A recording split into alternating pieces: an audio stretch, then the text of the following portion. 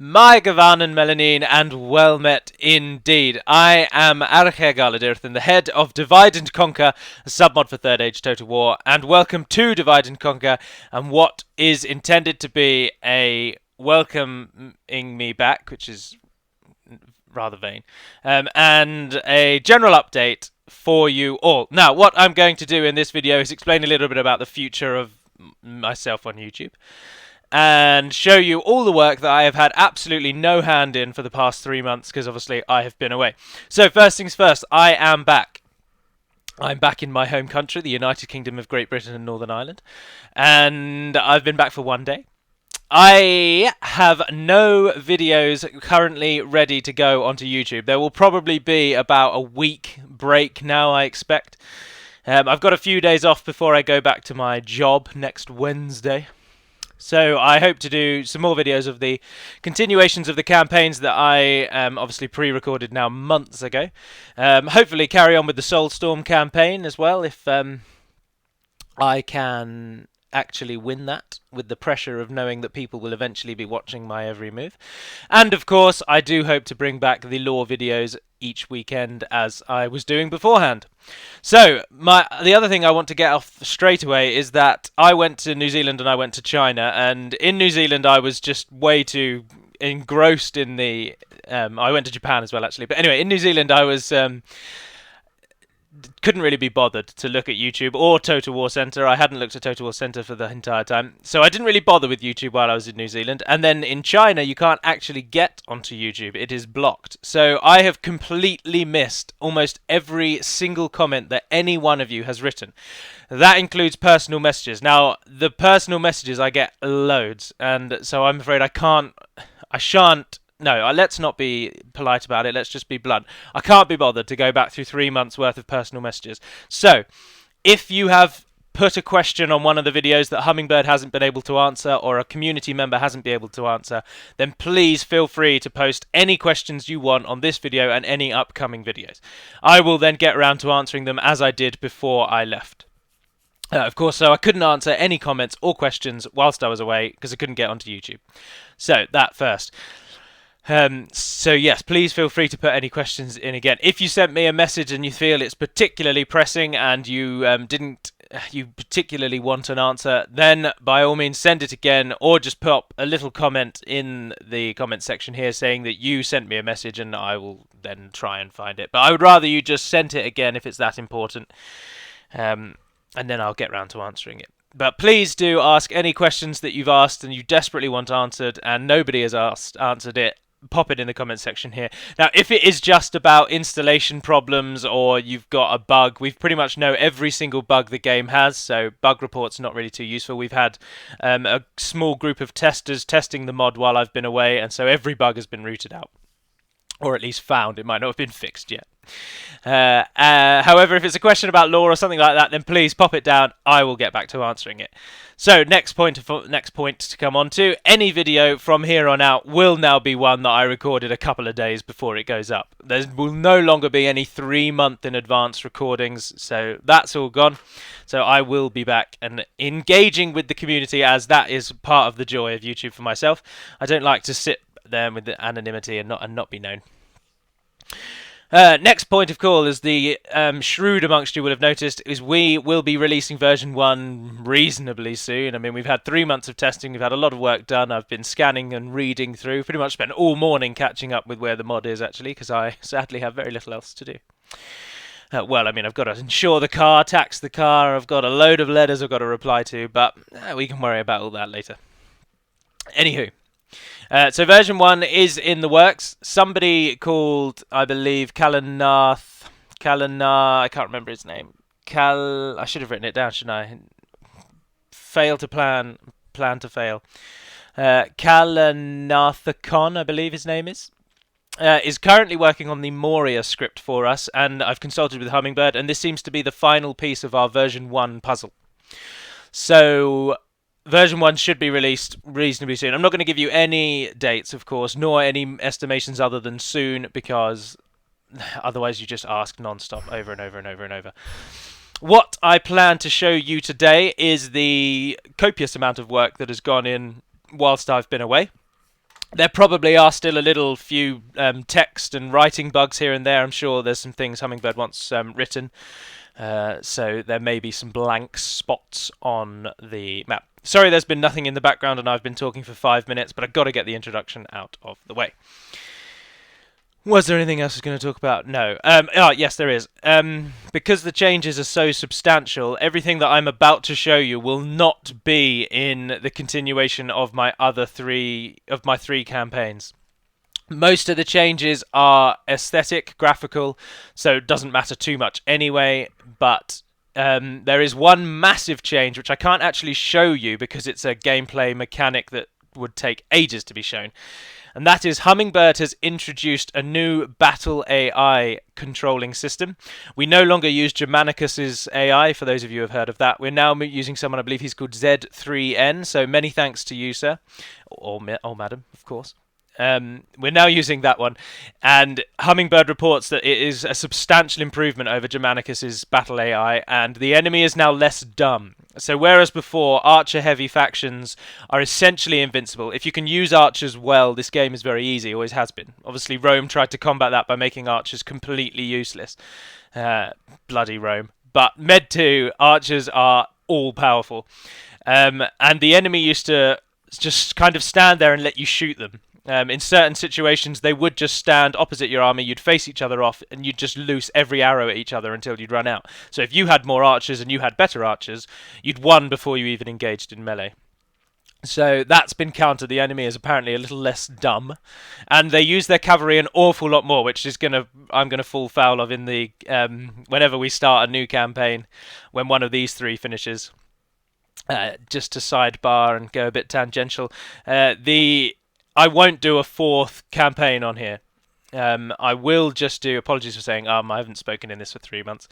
I will continue with Umbar, Anduin and Ennard Wyeth, and they will remain as the 3 campaigns for Total War Center for this. What is it? Divide and Conquer. I shan't add a fourth. As I said way back when I finished the Northern Dunedain. I hope you all enjoyed the end of the Northern Dunedain. You'll also be pleased here, as I told you in that video, obviously the volcano thing was fixed, so in version 1 everyone can destroy the ring. So that's all good. I was pleased to complete the Northern Dunedain campaign. The introduction of this new battle AI as well should cut down on a few more crashes that have been occurring in the battle maps. That often you get unexplained crashes, and hopefully it has removed those. I've yet to test it. I've not played anything at all. Well, actually, that's a lie. I played Ashes of the Singularity this morning, as I was offered it for 50% because I own Sins of a Solar Empire, and my computer can't run it, so that was disappointing. But anyway, that's by the by. Right, let's dive in with what the major changes are. The major changes are very, very aesthetical. There are a few actual new units, and I haven't consulted Hummingbird, so I'm terribly sorry if you wanted to keep these secret, but I thought doing a little developer's diary was a good way to do a video to explain my YouTube progress as well. So sorry, Hummingbird, I've stolen your thunder. But, as I say, aesthetical changes. The factions that will all be listed here have something new about them. Some of them very, very minor, some of them very, very major. Who am I looking for? Darwinian.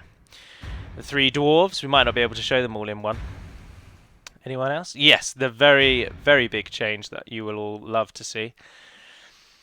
The Dole Amroth one is incredibly minor, actually, so we'll just get rid of them. One of the Dole Amroth units just has a different helmet and pauldrons now and a name change. So the Lancers of Dor in Ernil have been made slightly worse, and the Dole Amroth Squires have been made slightly better.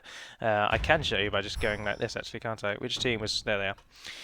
So the Dole Amroth Squires are now more elite than the Dor in Ernil Lancers, and the Lancers and the Tarnostian Guard, who have been renamed Dor in Ernil Footmen, now share a similar look and are both a sort of early tier spearmen and cavalry unit for Dole Amroth. So that's the Dole Amroth one, just very, very briefly. Everyone else listed here has something new. Now the best way to do this is to make them all allied to me bar one person, who we shall then slaughter. And it's rather apt that it's them, actually, because they're the ones that you're all going to want to see. I'll talk about the changes that aren't related to the battle map when we have kicked off the battles. Why have I chosen Gondor? I've chosen Gondor because of Pinnith Gelin Cavalry. This unit was added by Hummingbird, and they are a cavalry unit available in the township of Seralond in the far west of Gondor. They'll be available for Gondor, Dol Amroth, and the Northern Dunedain, only available in Seralond, and they're a slightly better version than the Gondor Cavalry Militia. However, there are some new voices added as well, which I can show you with Gondor.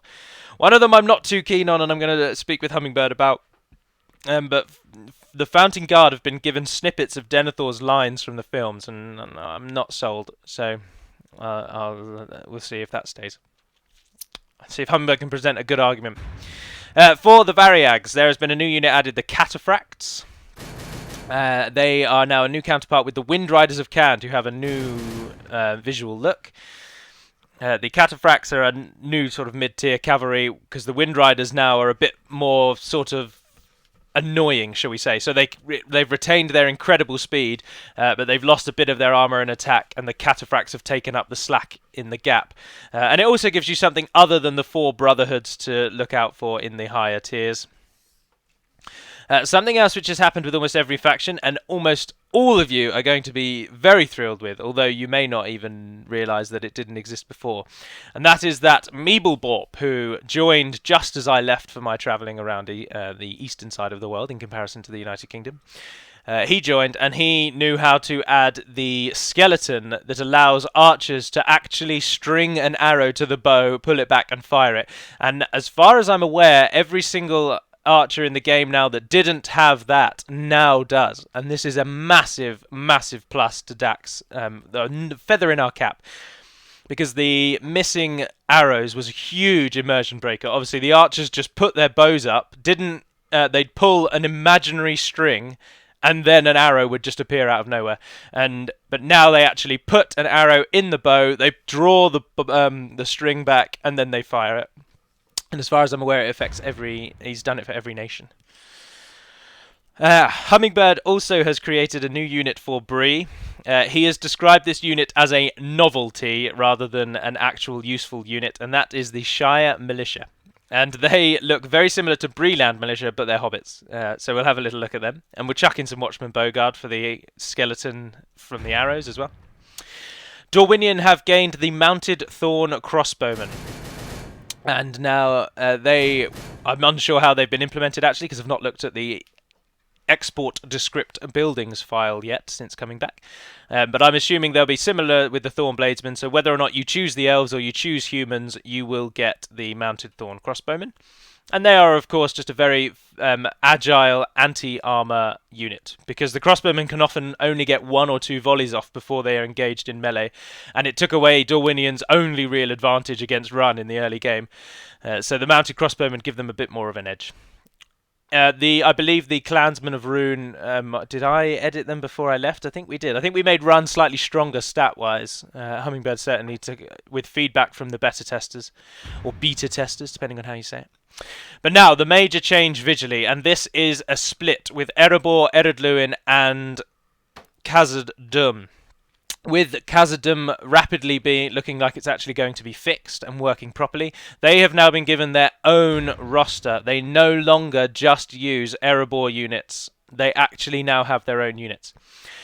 Equally, the upgrades of Erebor and Eredluin now look different. So whereas before, you may recall we added in that Dwarven armor of the Hobbit from the Hobbit films, we added that into Erebor, and then it was kind of cloned over to Eredluin, and they were just made slightly bluer. Whereas now they actually have real visual differences. So the bulk of the army will look different at each tier. Where are the warriors? I always lose them. Mercenaries, that's why. Warriors! Dwarven Axemen, Crossbowmen. The Erebor warriors also have a new shield now when they're upgraded, which looks really swanky, so I'm very pleased with that. I think that's everything. Of course, you've all seen the mortar shot from my last video that went up a couple of days ago, the Enid Wythe one. I did turn it down a bit, so the mortar is not as strong as it was, but it is still pretty damn bloomin' strong. So then we come to Eredluin. They now have a new look as well, which I like a lot. Do forgive me, Hummingbird, if I miss off a unit that has a new look that I haven't seen. But These are the ones that I have looked at thus far. Who am I looking for? Oh no, that is it. The axe-wielding one, Azagal's Tomb Protectors. Azagal's Tomb Protectors. Hammers are going to bed, of course, are an AOR. And finally, Khazad-dûm. Khazad-dûm's new roster. Dwarven engineers make up your militia. They are very similar in stats and appearance to Eredluin forgers and miners of Erebor. The naming convention with Khazad-dûm has... They've gone with Legion, which I like a great deal. Very good suggestion from Dutch Balrog of Total War Center fame. First Legion bodyguards are the new General's bodyguard. Dwarven volunteers are the equivalent of the warriors. The main theme, I believe, or the general idea with Khazad-dûm before the barracks event is that they are the wanderers that you'd expect. They don't have a fixed homeland. They're going to reclaim it. So before the barracks event, they're wanderers. They're all very chainmail, travel cloaks, looking rather bedraggled. But then once they pass the barracks event, they then turn into the Legion. And they get all these looks. They're also rather pike heavy. The Dwarven sentries are a pre-barracks event pike, and the Legion Shield Guard, the First Legion are a post-barracks event pikemen. Now, as you can see, they will have a new shield as well with Dwarven runes on it. Dwarven runes I don't know off the top of my head, but I have got a book with them all written by myself. Labour of love as it is. Okay, there you are. That is the Dwarven Khazad-dûm roster. And finally, we come to the elves. This is the one that you've all been looking for. Whilst I have been away, a gentleman called Shershan over at Total War Center has finally made elves from the Hobbit movies. We have the Haerenek, Haerilang, and Haeribeng, Haerilang, and Haerenek. The three of the elite Sylvan swordman, pikeman, and bowman. Beng meaning bow, lang meaning sword, and ek meaning spear. And they now look as they look from the films. And they look pretty damn cracking. So excellent work to Shershan. Thank you very much for allowing us to actually add them. I should also mention that King Brian from Total War Center has allowed us to use some of his assets for the dwarves, as you'll see when we go onto the battle map. And so we've used them as well. Just to also show off some more of the arrows, let's get my personal favourite unit, the Hinidawr. The Eyes of the Forest is what Hinidawr means. And they are the best archers in the game, as I say over and over and over. Get some of them, get them in the trees, and the enemy will fall. But we're fighting against the elves, so I'll have to go and show you them in a moment. But we'll dive in. It might do an odd pause to desktop thing, but then it will just crack on after that anyway. So there's a new loading bar as well at the bottom, which will just say version 1. I'm not actually very good with the 2D artwork at all. In fact, I'm pretty damn awful with the 2D artwork. So it may be quite obvious every now and then that I have copied and pasted large chunks of it. Sometimes very poorly. So I apologise for that. There are also new voices added for the Rohirrim from Battle for Middle-earth, so they're no longer just generic Europeans from the base game, from Medieval 2 Total War. They are now Rohirrim from Battle for Middle-earth, so they'll say things like... all I can remember is the Yeoman Archers. I play Battle for Middle-earth, but I can't remember any of the things. They'll just talk about being Riders of Rohan a lot more, I expect. But there we are, that's panning out over the front. Let's line these up. So, the new units for Gondor, Pinnith Gelin Cavalry. They are, as I say, a slightly better version of standard cavalry. And they come from Serelond. And they were created by Hummingbird. Or I should say edited by Hummingbird, rather, as some of you may know the unit that they are based off of. That shield is quite the giveaway. So kudos if you can tell which unit they're based off of. But this is their full upgrade. They gain the pauldrons on the side, and then I believe they gain, shin and arm guards. But otherwise staying the same. But they look very, very cool. Nice little flag on the spear as well. A good unit. And the reason I've added the Gondor unit is because they now talk differently too. And they say Knights of Minas Tirith. From Battle of Middle-earth, if you don't know. Riders. So that's new for Gondor, not very much for Gondor. Now we come to Khand. Now, nothing new to those bowmen other than when they fire, you'll see that they have a an arrow in their bow. And these are the cataphracts. They are the new sort of middle tier Candish unit, and they no longer have the heavy Asian influence that a lot of the Variag roster does have. Trying to pull away from that is the theme, from what I can tell on the beta testing and speaking with Hummingbird. Trying to make them look a little less obviously Chinese and obviously Japanese, and looking a little more sort of middle of the road, like areas far western China, sorry, and the Stan region of the world, as I like to call it, with Kyrgyzstan, Turkmenistan, Kazakhstan, all of those places have a more steppe vibe. Now, these are the Wind Riders. Now, I must confess that the first thing I thought of when I looked at them, and I'm sorry if it ruins them for you when the game comes out, is Shredder from Teenage Mutant Ninja Turtles, and I can't not see him when I look at them. But it doesn't break the immersion for me, because I think they do look very, very cool. Nice, sharp, crisp sword. Good detail on the scale. I'm going to go with scale armor. I'm not really sure. The Wind Riders are the fastest unit in the game. There is no cavalry faster than Wind Riders, and that is their purpose. Apologies if this video won't be particularly long, and it is just this sort of information dump, a little bit of an update of what's coming. Version 1 just round the corner, and the fact that I am back, because I realise that many of you will have not posted knowing that either I wasn't there or just feeling like I'd abandoned you all. I know that I repeated quite a lot that I was away, and they were all pre-recorded, so I apologise if it's warded any of you off. But go mad with this one. Comment, comment, comment, and I will happily reply. I've got absolutely sod all to do this coming Sunday, and I can use that time to record to my heart's content and reply to your comments. Anywho, let's continue on with the Shire Militia. This is the Hobbit unit that Hummingbird has created, and it's essentially just to... the Hobbits obviously did fight in the Third Age, the Scouring of the Shire. They were brought together by Sam, mostly. Frodo kind of stood back, but Sam, Merry, Pippin, and the Tooks had a large hand in it, and they fought off some ruffians, as Tolkien calls them, from the south. But this is just to show that if the world is really going to pot and Angmar is actually attacking Eriador, then the men of Bree, and particularly the Dunedain, might seek to actually give the Hobbits something more than just their woolen shirts and the odd stick. So they get a bit of armour, they get the Bree land insignia on the front, the sort of Celtic woven symbol, and they are Hobbits. They, as I say, they come in after the Barracks event, and they are a bit of a novelty. They're not really that great, but they'll stand up more than... they'll be better than the militia to defend the Shire in the late game. Now, these archers, again, I've just got to show you them using an actual arrow, so stand by for that. We come to Dorwinion. Here are the Thorn Crossbowmen. They are just Thorn units with a crossbow. Nothing special, nothing particularly indifferent new. They are just Thorn units with a crossbow. Of course, the golden armor you can only get... There's always a weird glitch when you get just in the right place with someone and you can see through their head. The golden armor is only if you side with the elves in the culture choice. And then you can upgrade them to the final armor level and they get the golden armor. If you do not side with the elves, they'll just look like that till the end. Who else did I add over here? What are you? Oh, yeah, no, you were just to do the 3 armor levels to show you that they don't change. Rather useless to do that, really, isn't it?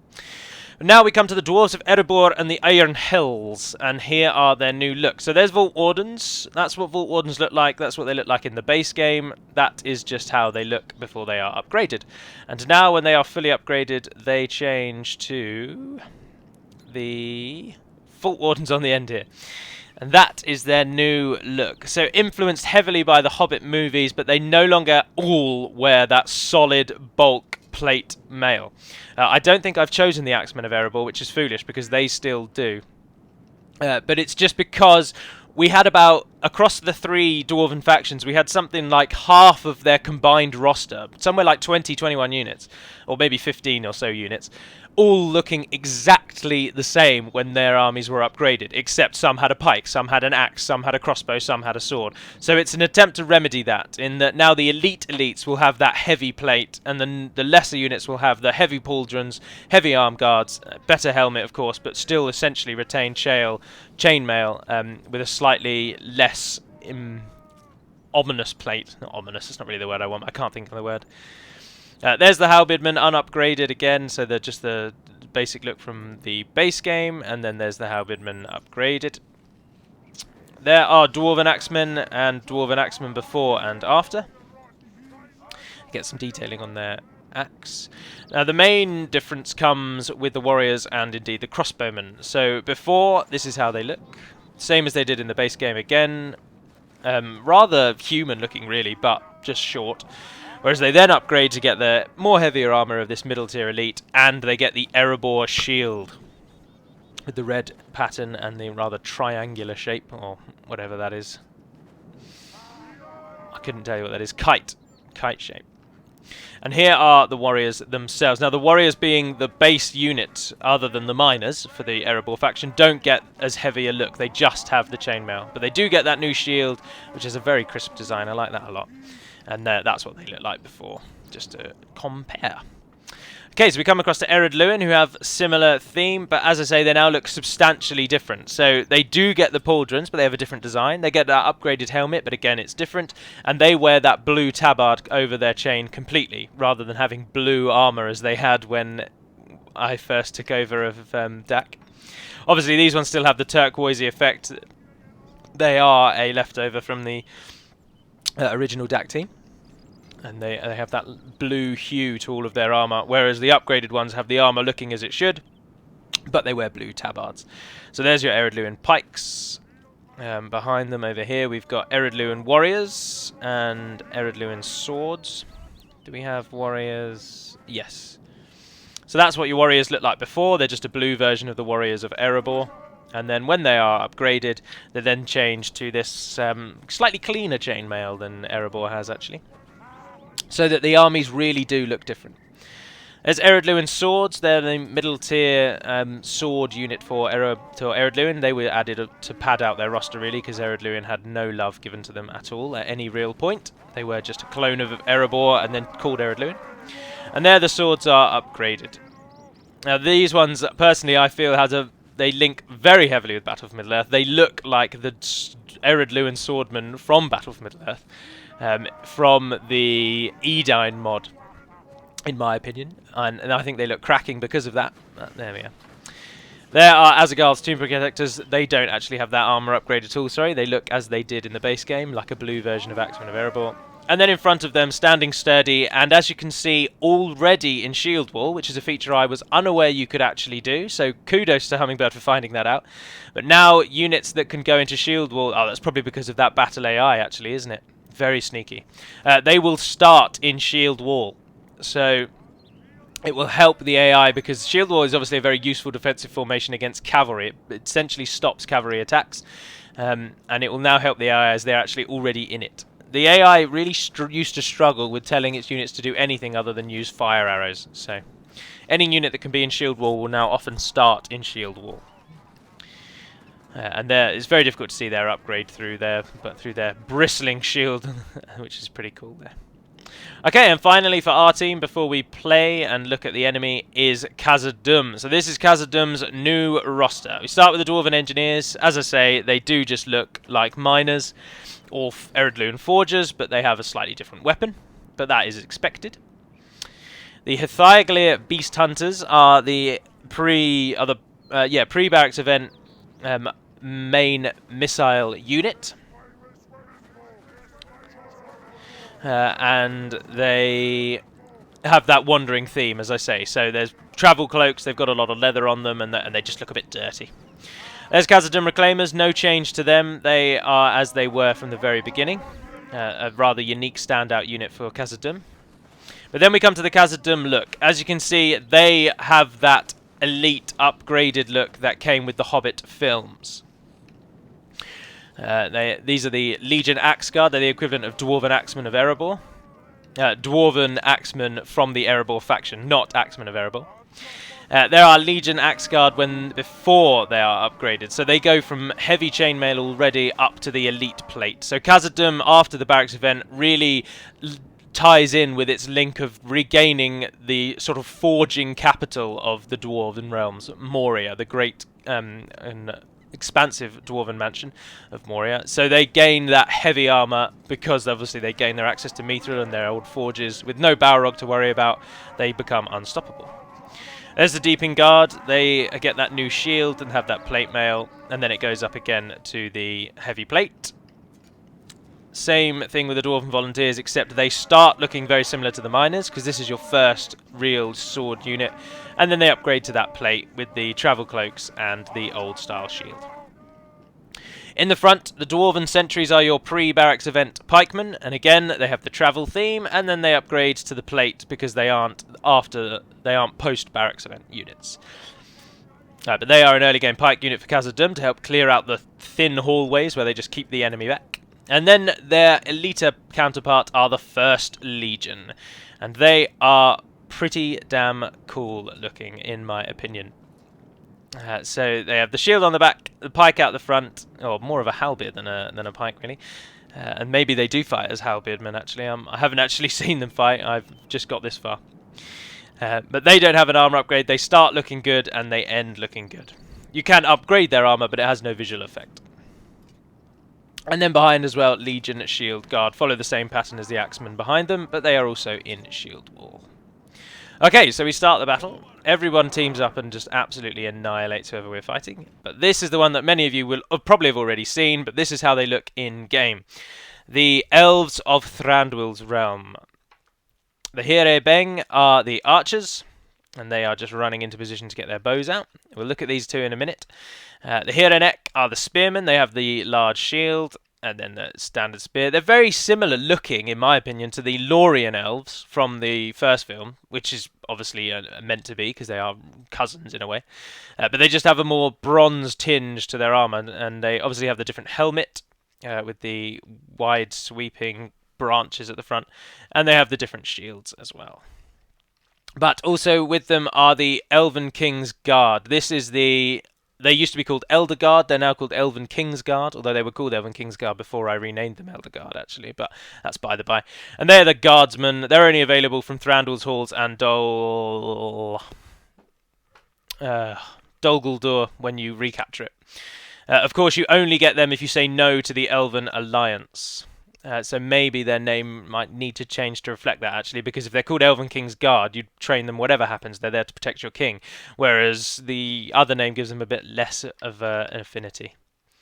I need to change the sprites, because they currently look blue when you look at them from far away, and then they're bright red when you zoom in, so... let me write that down, sprites. Boring, it's so boring making sprites, it's the worst job, you just... select all the files you want to do, you press play, it turns them all into sprites, and then you have to spend about an hour converting every file. It's so frustrating. But anyway, let's unpause it, switch my mouse around. Apologies that there's not really any action in this. It was just to say that I'm back. Please leave comments if you want a question answered. I'll get round to it in no time, I am sure. And just here are some of the new visual changes that you can expect as we come up to the release of version 1. Now what I really need is someone to fire an arrow so that I can show you the skeletons working properly. Who do we have here? Hinidawa. Have they been fixed? Yes, they have. And there you go. So whereas before they would just pull the bow up and then they would pull back on a string, but the actual string of the bow wouldn't move, and then nothing would happen. An arrow would just come out of nowhere. But now they actually release the arrow, as you can see from them all there. Have we got any other archers I can show you releasing arrows? Here I bang.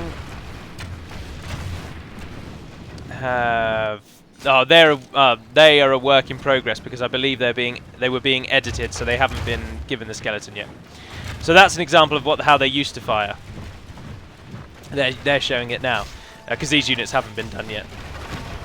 But they will just lift their bows up any moment now. No, they're all running around. Oh, just stand still and do what I tell you. Oh, the dwarves and elves are fighting. It's like the extended edition from the movie, which was terrible. Dwarves and elves never fight. Nonsense.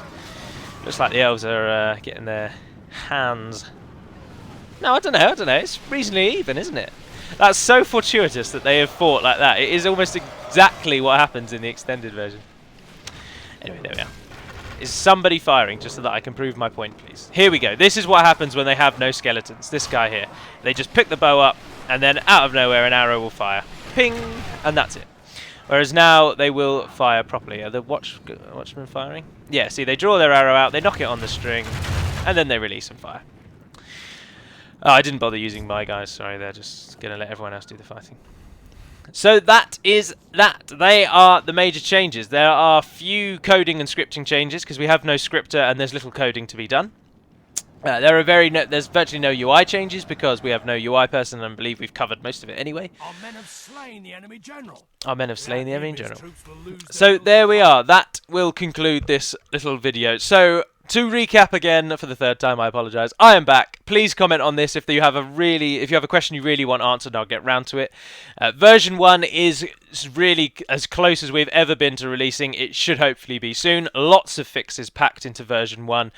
It will be released as a patch, so you won't have to re-download everything you had to download before, and it will replace patch 0.52. It's so fruitless saying this, I'll be asked a million times, but you will just be able to download it whenever it's ready. I mean, it could still be month, 2 months, don't quote me on anything. I'm very busy as soon as I go back to work on Wednesday. I've got a lot to get on with about getting into my real life now that I've been dicking around the world doing nothing. But anyway, it will just be a patch. You will just install it onto your game, and that will be it. Job done. It will delete all the necessary files, and it will add everything in. And for those of people who, well, why would they watch this? But if you haven't yet installed DaC, you'll need to install the first 2 parts and then the patch anyway. So please comment on this if you want a question answered. Every video from now on will actually be recorded reasonably close to its date, so that I will be able to act on feedback and talk with you all.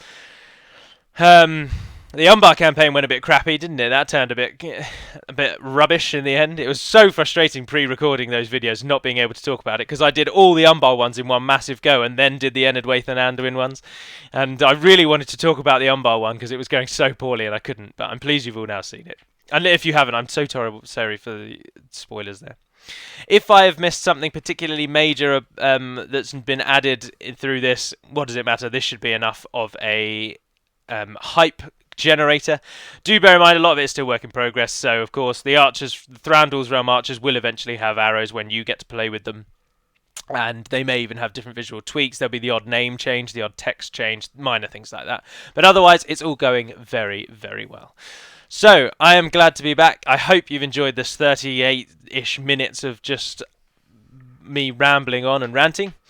I can't tell you what the first lore video now I'm back will be. I'm scraping the barrel of ideas, to be honest. I mean, I can talk about loads of stuff, but how to make it all fit to one single themed episode is proving rather difficult.